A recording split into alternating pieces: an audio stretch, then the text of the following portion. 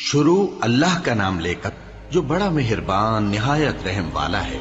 لوگو اپنے پروردگار سے ڈرو جس نے تم کو ایک شخص سے پیدا کیا، یعنی اول اس سے اس کا جوڑا بنایا، پھر ان دونوں سے کثرت سے مرد و عورت پیدا کر کے روئے زمین پر پھیلا دیے۔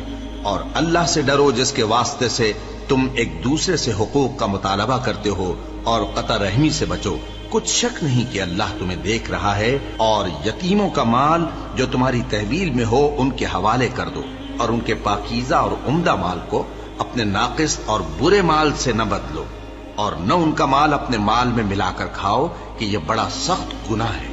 اور اگر تم کو اس بات کا خوف ہو کہ یتیم لڑکیوں کے بارے میں انصاف نہ کر سکو گے تو ان کے سوا جو عورتیں تم کو پسند ہوں، 2 یا 3 یا 4 ان سے نکاح کر لو۔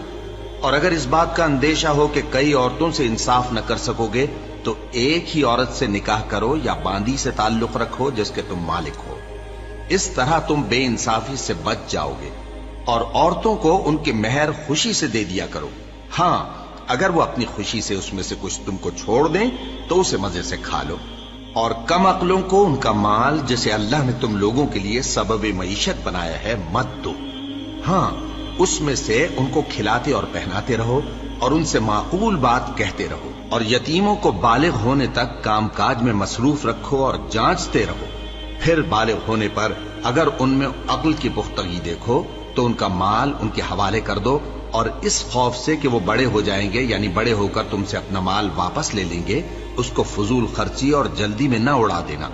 اور جو شخص آسودہ حال ہو اس کو ایسے مال سے قطعی طور پر پرہیز رکھنا چاہیے، اور جو ضرورت مند ہو وہ مناسب طور پر یعنی بقدر خدمت کچھ لے لے۔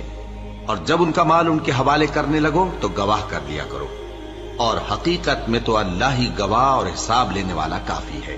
جو مال ماں باپ اور رشتہ دار چھوڑ مریں، تھوڑا ہو یا بہت، اس میں مردوں کا بھی حصہ ہے اور عورتوں کا بھی۔ یہ حصے اللہ کے مقرر کیے ہوئے ہیں۔ اور جب میراث کی تقسیم کے وقت غیر وارث رشتہ دار اور یتیم اور نادار لوگ آ جائیں تو ان کو بھی اس میں سے کچھ دے دو، اور ان سے معقول بات کہو۔ اور ایسے لوگوں کو ڈرنا چاہیے جو ایسی حالت میں ہوں کہ اپنے بعد ننھے بچے چھوڑ جائیں، اور ان کو ان کی نسبت خوف ہو کہ ہمارے مرنے کے بعد ان بیچاروں کا کیا ہوگا۔ پس چاہیے کہ یہ لوگ اللہ سے ڈریں اور درست بات کہیں۔ جو لوگ یتیموں کا مال ناجائز طور پر کھاتے ہیں وہ اپنے پیٹ میں آگ بھرتے ہیں اور ضرور دوزخ میں ڈالے جائیں گے۔